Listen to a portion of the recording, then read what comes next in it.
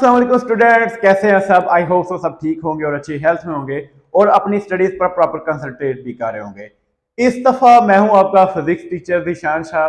तो मैंने सोचा मैं ना फिजिक्स के भी जो है ना लेक्चर साथ स्टार्ट कर लूं, तो बच्चों को थोड़ी सी आसानी जो है ना हो जाएगी। इससे ये होगा कि एक साल में तो सारी नाइन्थ फिर क्लियर नहीं होगी, लेकिन ये होगा कुछ चैप्टर्स जो है ना हमारे इंपॉर्टेंट, इसमें कुछ इंपॉर्टेंट जो चीजें हैं मैं वो क्लियर करने की कोशिश करूंगा। अच्छा, आज जो हम नाइन्थ फिजिक्स का chapter number 1 physical quantities and measurements के बारे में हम डिस्कस करेंगे। तो आज का टॉपिक आज हम स्टार्ट करते हैं। तो हमारे फर्स्ट चैप्टर का फिजिक्स नाइन्थ के फर्स्ट चैप्टर का नाम है फिजिकल क्वांटिटीज एंड मेजरमेंट्स। अच्छा, फिजिकल क्वांटिटीज क्या होती हैं? ऐसी क्वांटिटीज जिसको हम मेजर कर सकते हैं, उसकी पैमाइश ले सकते हैं, नाप तोल कर सकते हैं उसमें, यानी कि जिसको हम मेजर कर सकते हैं, नाप तोल कर सकते हैं। अच्छा, अगर मैं एग्जांपल दूं, मैंने पॉइंट ए से, या फिर लेट्स से कि मैं मिसाल ले लेता हूं, पॉइंट ए का नाम रख लेते हैं लाहौर, और मैंने पॉइंट ए से पॉइंट बी तक मूव करना है। पॉइंट बी का नाम रख लेते हैं हम वजीराबाद। वजीराबाद भी एक सिटी है जहां पे मैं रहता हूं, ठीक है। अब लाहौर से वजीराबाद तक का फासला लेट्स से कि 102 किलोमीटर है भी इतना ही। तो फासला जो है ये एक फिजिकल क्वांटिटी है जिसको हम मेजर कर सकते हैं, लेंथ जिसे हम बोलते हैं, ठीक है। तो ये एक फिजिकल क्वांटिटी है जिसे हम माप सकते हैं, मेजर कर सकते हैं। एंड मेजरमेंट्स, यानी कि अगला हिस्सा जो है फिजिकल क्वांटिटी एंड मेजरमेंट्स। और मेजरमेंट्स तो आपको पता ही है, पैमाइश जितनी भी होती है, यानी कि फिजिकल क्वांटिटीज और मेजरमेंट्स के दरमियान रिलेशनशिप भी हम इस चैप्टर के अंदर, चैप्टर नंबर 1 के अंदर डिस्कस करेंगे। तो सबसे पहले हम फिजिक्स का इंट्रोडक्शन लेते हैं। ये भी एक साइंस की शाह है, साइंस की एक ब्रांच है। जैसे कि साइंस की और भी बहुत सी ब्रांचेस है, जैसे जिसमें बायोलॉजी आती है, इसके अंदर केमिस्ट्री आती है, मैथमेटिक्स आती है, कंप्यूटर साइंसेज आती हैं, स्पेस साइंसेज आती हैं। इसी तरह फिजिक्स भी एक साइंस की शाह है, एक ब्रांच है उसकी। अच्छा, सबसे पहले हम साइंस के बारे में डिस्कस करते हैं। साइंस होती क्या है? लेट्स से कि पुराने वक्तों में हम चले जाते हैं। पुराने वक्तों में क्या करते थे? आजकल तो हम करते हैं ना कि लाइटर वगैरह यूज किया और आग जला लेते हैं, माचिस की तीली लगाई और आग जो है ना लगा दी, ठीक है। तो पुराने वक्तों में ये नहीं था होता। पुराने वक्तों में क्या होता था? पत्थरों को आपस में रगड़ा, लो जी आग जल गई, उसके ऊपर वो मछलियां और वो व्हाटएवर वो पकाते थे। अब तब के जो लोग हैं वो क्या करते हैं जी? वो ये ऑब्जर्वेशन करते हैं, अपने जहन के अंदर एक चीज लेकर आते हैं कि अगर पत्थरों के रगड़ने से आग जल सकती है, तो लकड़ी को लकड़ी के साथ रगड़ने से तब भी तो आग जल सकती है। तो ये क्या है? ऑब्जर्वेशन। लेकिन ऑब्जर्वेशन ऑथेंटिक नहीं होती। ऑथेंटिक मतलब यानी कि उसमें दलील तो होती है, लेकिन वो प्रूफ नहीं होता उसमें कि ये चीज वाकई है या नहीं है, ठीक है। दलील होती है, उसमें कोई लॉजिक होता है, लेकिन प्रॉपर जो है उस पर यकीन नहीं किया जा सकता कि कोई बंदा ऑब्जर्वेशन अपनी दे, अपना ख्याल पेश करे, लेकिन हम फौरन से पहले उस पर यकीन नहीं कर सकते, वो साइंटिफिकली फिर रॉन्ग होगा। और जब तक वो एक्सपेरिमेंटल तरीकों से उसको प्रूफ ना कर दे तो वो साइंस के अंदर नहीं आएगा, यानी कि उसको साइंस के रूल्स के अंदर या थ्योरी के अंदर नहीं लिखा जाएगा। थ्योरी और रूल्स, ये प्रिंसिपल, लॉ, ये आपने बायो के अंदर भी जो है ना डिस्कस किए हैं, ठीक है। तो जितनी भी ऑब्जर्वेशन होती है, जितना भी इंसान ख्याल अपना पेश करता है, और उस ख्याल को कैसे ठीक करता है? थ्रू एक्सपेरिमेंटेशन, एक्सपेरिमेंट करके, तजर्बे करके। इसी को हम साइंस बोलते हैं, जिसमें क्या होता है, जो मुख्तलिफ साइंटिस्ट होते हैं वो अपनी ऑब्जर्वेशंस जो है ना पेश करते हैं और उसको साइंटिफिकली प्रूफ करने के लिए एक्सपेरिमेंटेशन करते हैं, तजर्बे करते हैं। तो ये जो साइंस का जो वर्ड है ना, ये एक लातीनी जबान साइंटिया से निकला है। इसका मतलब होता है नॉलेज, ठीक है। इधर तक तो आपको समझ आ गई होगी। अच्छा, अगर हम इसकी थोड़ी सी हिस्ट्री की बात करें, फिजिक्स में थोड़ा सा अगर हम पिछली सदियों में अगर हम जाएं, 18वीं सदी की अगर हम बात करें ना, तब ना ये फिजिक्स होती थी, ना बायो होती थी, ना केमिस्ट्री होती थी, ना मैथ। इतना एज सच जो है ना इसका कोई प्रॉपर नाम नहीं था बुक्स को दिया गया, और ना इसमें कोई प्रॉपर डिसिप्लिन वगैरह ना उन्होंने अरेंज नहीं थे किए। तब एक खास नाम लिया जाता था नेचुरल फिलॉसफी। इसी के अंदर सारी ये फिजिक्स थी, केमिस्ट्री थी, मैथ थी, बायो थी, ठीक है। आगे नेचुरल फिलॉसफी की ना दो मेन ब्रांचेस थी, एक थी फिजिकल साइंसेस और दूसरी थी बायोलॉजिकल साइंसेस। अच्छा, फिजिकल साइंसेस में किस चीज को डिस्कस किया जाता था, किस चीज का नॉलेज होता था? नॉन लिविंग थिंग्स का, यानी जिन चीजों में जान मौजूद नहीं होती या वो सांस नहीं ले सकती। और अगर हम बायोलॉजिकल साइंसेस की बात करें तो बायो का मतलब ही क्या होता है जी? लाइफ। बायो का अगर हम मीनिंग देखें तो ये ग्रीक वर्ड बायोस से निकला है, इसका मतलब ही ये होता है लाइफ। अच्छा, बायोलॉजिकल साइंसेस में हम लिविंग ऑर्गेनिजम्स के बारे में जो डिस्कस करते थे। अगेन 19वीं सेंचुरी में ये जो फिजिकल साइंसेस की जो टर्म है थोड़ी सी और डाइवर्स हो गई, यानी कि थोड़ी सी और एक्सपैंड हो गई, फैल गई। और इसमें मजीद जो है आगे इसकी सब ब्रांचेस जो है निकल आई थी, जिसमें फिजिक्स है, केमिस्ट्री है, जियोलॉजी है, एस्ट्रोनॉमी है, मेट्रोलॉजी है। अच्छा, सबसे पहले हम फिजिक्स में किस चीज के बारे में डिस्कस करते हैं? मैटर, एनर्जी और उनमें इंटरेक्शन जो है और उनमें जो ताल्लुक है वो क्या होता है जी? फिजिक्स होता है। मैटर, सबसे पहले मैटर क्या होता है?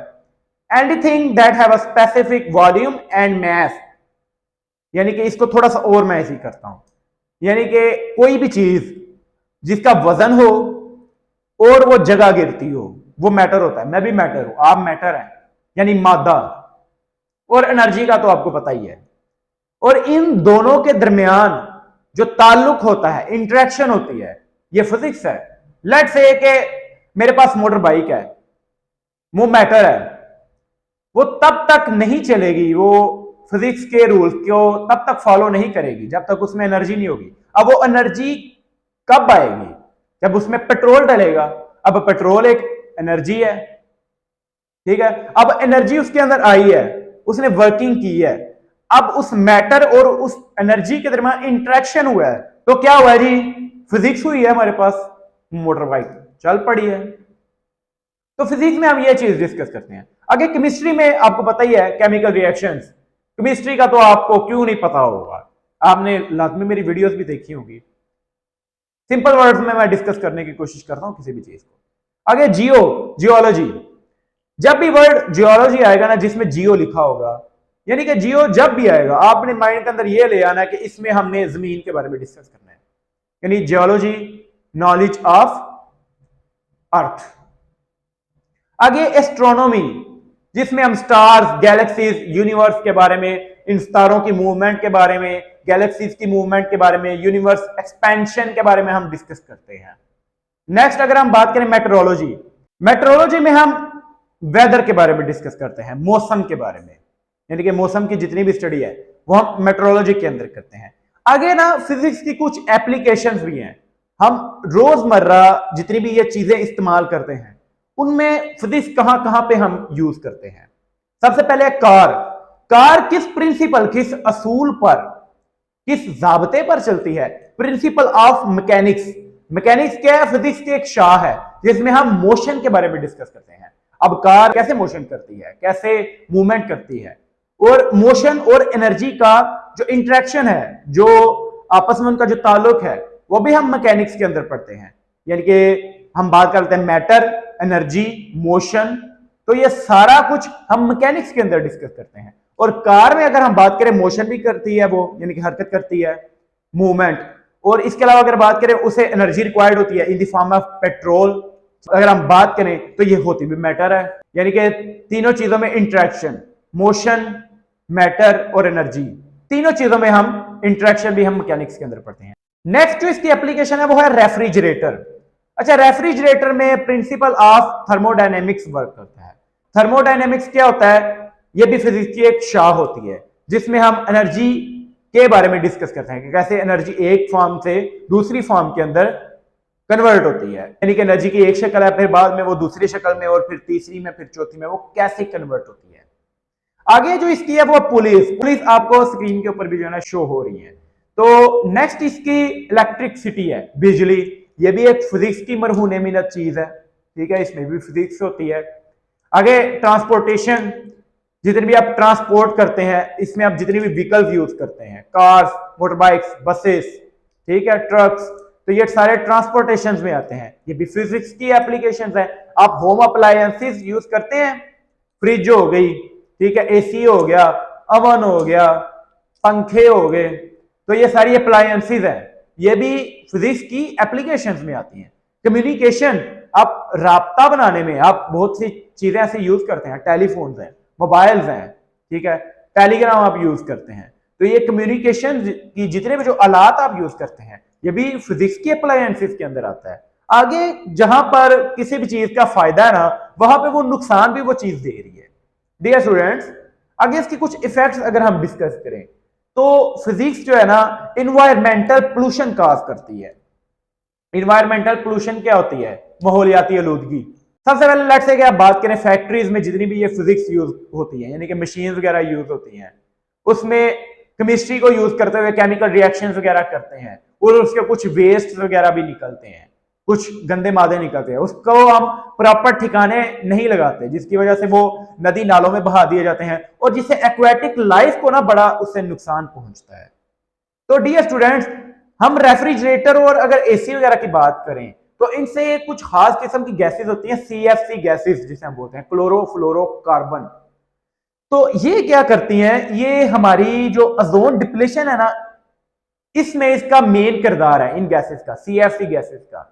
ये ओजोन को डिप्लीट कर रही है, यानी कि हमारी अर्थ के ऊपर एक ओजोन की O3 उसकी लेयर है जो हमें प्रोटेक्ट करती है सूरज की खतरनाक शुआओं से, यूवी रेडिएशन से, यूवी अल्ट्रावायलेट रेडिएशन से। ये CFC यानी कि क्लोरोफ्लोरोकार्बन क्या करती हैं?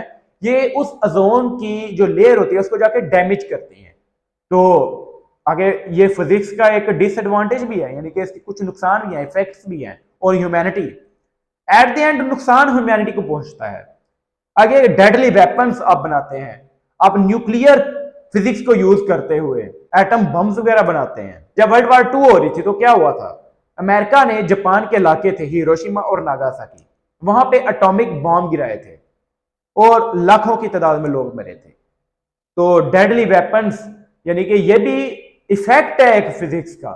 हम धड़ाधड़ ये वेपन्स वगैरह बनाते हैं, हमें अपनी मुल्क की इकोनॉमी का नहीं पता होता। खैर, हमारा लेक्चर यहीं तक था। आई होप सो आपको लेक्चर अच्छा लगा होगा। अगर मेरे से कोई मिस्टेक हुई है, ठीक है, तो आप जो है ना वो मुझे बता सकते हैं, और अगर आप कुछ ऐड करना चाहते हैं इसमें तो आप कमेंट सेक्शन में मुझे जरूर बताइए। मिलते हैं अगली वीडियो में, तब तक के लिए अल्लाह हाफिज, अस्सलाम वालेकुम।